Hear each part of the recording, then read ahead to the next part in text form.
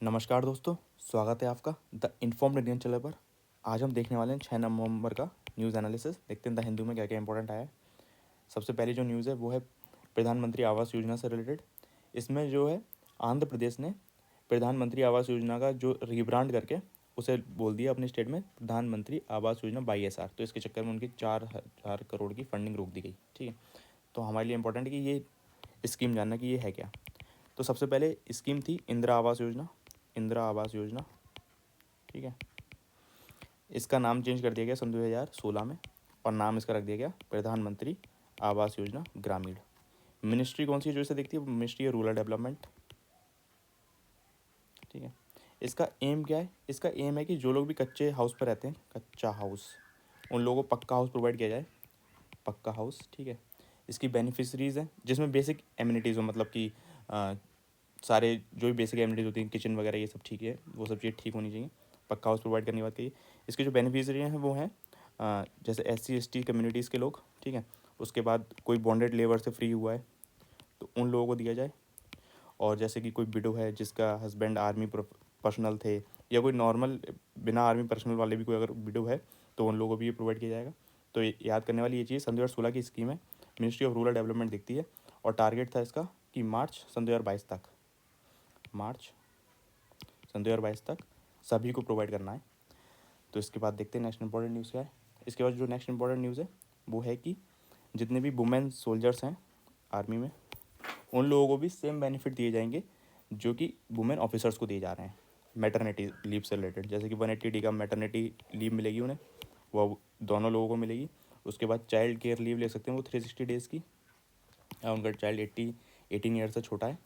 और उसके बाद जो एक 180 डे का लीव मिलेगी जब वो किसी अडॉप्ट करते हैं किसी चाइल्ड को। तो ये आप याद रख सकते हैं। इसके बाद जो नेक्स्ट इंपॉर्टेंट न्यूज़ है वो देखते हैं हम लोग। इसके बाद जैसे कि आप सब लोग जानते हैं कि दिल्ली में पोल्यूशन काफ़ी ज़्यादा हो रखा है अभी। इस तो इम्पॉर्टेंट न्यूज़ इसमें ये आई थी आज, जैसे कि दिल्ली में पोल्यूशन का लेवल हो रखा है PM2.5 302 माइक्रोग्राम पर क्यूबिक मीटर से ज़्यादा है। ठीक है, तो वर्ल्ड WHO की रिकमेंडेशन क्या है इससे रिलेटेड वो देख लेते हैं हम। WHO में जो सेफ़ लिमिट बताता है वो बताता है 15 माइक्रोग्राम। तो आप अंदाज़ा लगा सकते हैं कि कितना ज़्यादा है, 15 माइक्रोग्राम पर क्यूबिक मीटर। ठीक है, तो आप अंदाज़ा लगा सकते हैं कितना ज़्यादा PM2.5 हो रखा है अभी। 24 आवर के लिए चेक करता है ये। तो आप याद रख सकते हैं 15 माइक्रोग्राम पर क्यूबिक मीटर 24 घंटे में रहना चाहिए। ठीक है, इसके बाद देखते हैं नेक्स्ट इंपॉर्टेंट न्यूज़ क्या है। ये बहुत इंपॉर्टेंट है, ये आप बिल्कुल याद रखिएगा। इसके बाद नेक्स्ट इंपॉर्टेंट न्यूज़ देखते हैं। ये जैसे कि देखिए आप स्टबल बर्निंग कितने सारे केसेस हैं, 3,230 एक दिन में, बहुत होता है ये। इसके बाद देखते हैं नेक्स्ट इंपॉर्टेंट न्यूज़ क्या है। इसके बाद जो नेक्स्ट इंपॉर्टेंट न्यूज़ है, एडिटोरियल्स को हम डिस्कस नहीं करेंगे, इसे हम फिर कभी डिस्कस, एडिटोरियल को इतनी शॉर्ट वीडियो में डिस्कस नहीं हो सकते।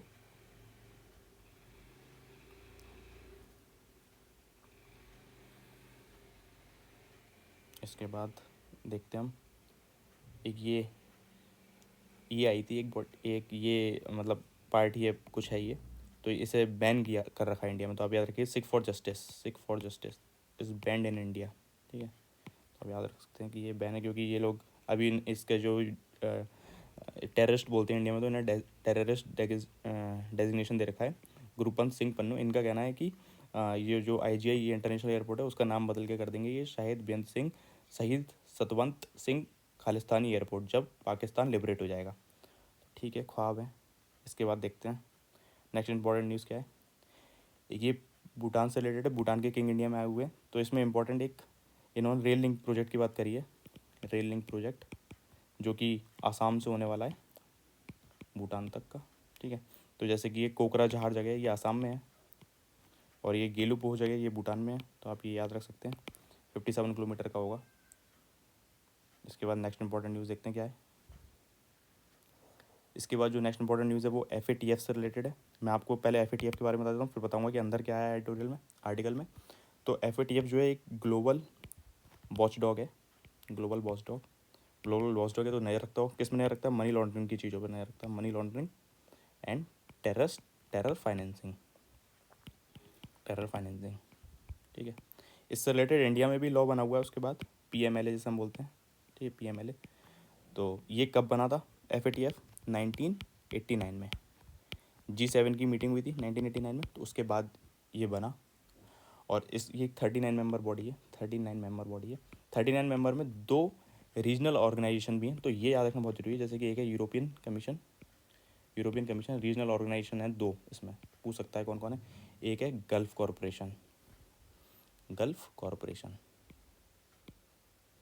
ठीक है, गल्फ कॉरपोरेशन काउंसिल, यहाँ पे याद रख सकते हैं। इंडिया इसका जो फुल टाइम मेंबर बना था वो सन 2010 में बना था, ये बिल्कुल आप याद रख सकते हैं। यही बॉडी एक रिपोर्ट निकालती है जिसका नाम है म्यूचुअल इवेल्यूएशन रिपोर्ट। ये रिपोर्ट बहुत इंपॉर्टेंट है क्योंकि आपने न्यूज़ में देखा होगा कि पाकिस्तान को ग्रे लिस्ट में रखा हुआ है। तो यही रिपोर्ट के बेसिस पे 2 लिस्ट बनाती है, ग्रे लिस्ट और एक ब्लैक लिस्ट। ग्रे लिस्ट में वो कंट्रीज आएंगी जो सेफ हेवन मानी जाती हैं टेरर फाइनेंसिंग के लिए, उन्हें ग्रे लिस्ट में रखा था। ग्रे लिस्ट का मतलब है कि अब उन पर मॉनिटरिंग जो है बढ़ा दी जाएगी, उन पर और ज़्यादा नज़र रखी जाएगी। ठीक है, आप याद रख सकते हैं कि उन पर बहुत ज़्यादा नज़र रखी जाएगी। फिर भी उसके बाद भी अगर वो अपने कंट्रीज़ के अंदर चेंजेस नहीं लेके आती हैं, अपने रूल्स एंड रेगुलेशन में चेंजेस नहीं करती हैं, तो उसके बाद ब्लैक लिस्ट में डाल दिया जाएगा। इसके कॉन्सिक्वेंसेज बहुत ज़्यादा होते हैं, जैसे कि आपको कोई लोन नहीं मिल सकता, IMF WF कोई आपको, वर्ल्ड बैंक वगैरह कोई भी आपको लोन नहीं देगा। उसके बाद आपके ऊपर सैंक्शंस लगाएंगी कंट्रियाँ। उसके बाद इंटरनेशनली आपको बॉयकट किया जाएगा अगर आप अपने कंट्रीज़ में चेंजेस नहीं लाएंगे तो। ठीक है, आप याद रख सकते हैं। अब रिपोर्ट न्यूज़ क्या है, FATF कुछ गाइडलाइंस निकालती है, कुछ मेजर्स होते हैं उसके, वो हर एक कंट्री मेंबर को अपने ऊपर अप्लाई करने पड़ते हैं। और फिर उसके बाद FATF उस चीज़ का एवेल्यूशन करती है कि कैसे आपने इम्प्लीमेंट किया हुआ है उन लोगों को, उन सारी मेजर्स को। ठीक है, तो इसका एक रिकमेंडेशन थी कि जो चार्टर्ड अकाउंटेंट होते हैं और जो कंपनी सेक्रेटरीज होते हैं और अकाउंटेंट्स होते हैं, कॉस्ट एंड मैनेजमेंट अकाउंटेंट्स, इन लोगों को रिपोर्टिंग एंटिटी घोषित कर दिया जाए। तो रिपोर्टिंग एंटिटीज़ है क्या? रिपोर्टिंग एंटिटीज़ वो सारी एंटिटीज़ होती हैं जिन्हें सारा डेटा मेंटेन करना होता है। जैसे चार्टर्ड अकाउंटेंट है यहाँ पे, तो चार्टर्ड अकाउंट के पास कुछ लोग आते होंगे जो अपना काम से करवाते हैं, तो उनका सारा डेटा मेंटेन करना होगा ऐसे।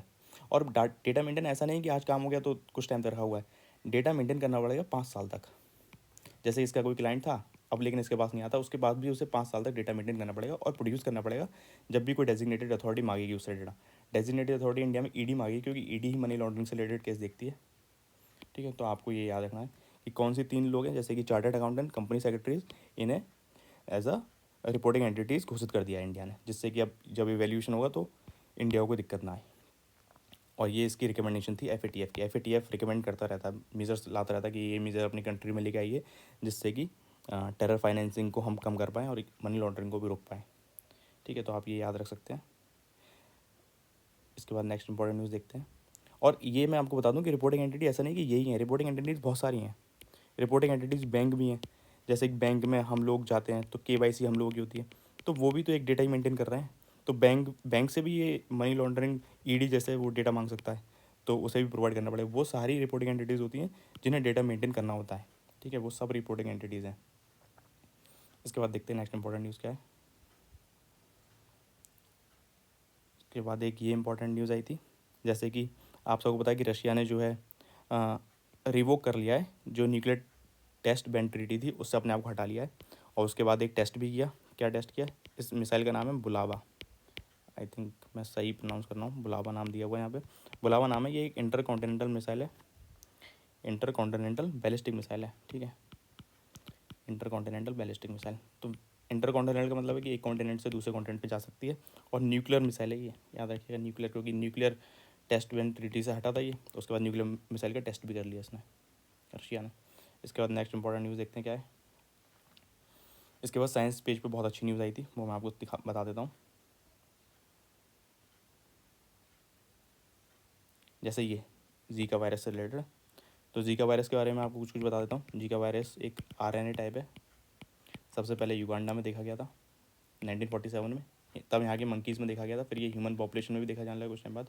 ठीक है, इसके लिए कोई वैक्सीन नहीं है, कोई मेडिसिन नहीं है, बस दवाइयाँ देके बुखार को कम करना है, पैरासीटामोल वगैरह देकर। ठीक है, और ये RNA टाइप है। RNA टाइप है, इसमें बहुत सारे म्यूटेशंस होते रहते हैं, बहुत ज़्यादा म्यूटेशंस होते हैं। तो इससे रिलेटेड जो इंपॉर्टेंट न्यूज़ आएगी वो ये आएगी, ये माइक्रोसेफेली।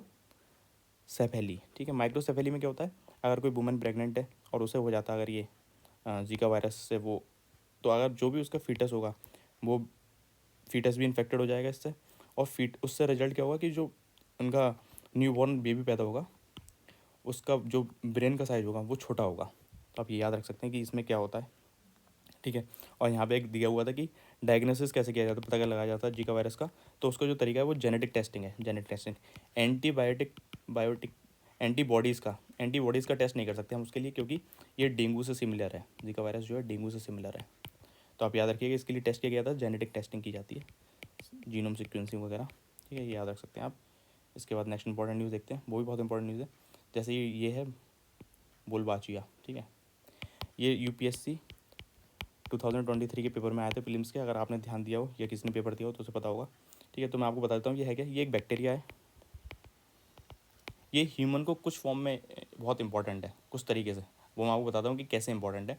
जैसे मॉस्किटो होता है एक एडीज़, ठीक है, एडीज़ इजिप्टी मॉस्किटो होता है, मॉस्किटो होता है, ठीक है।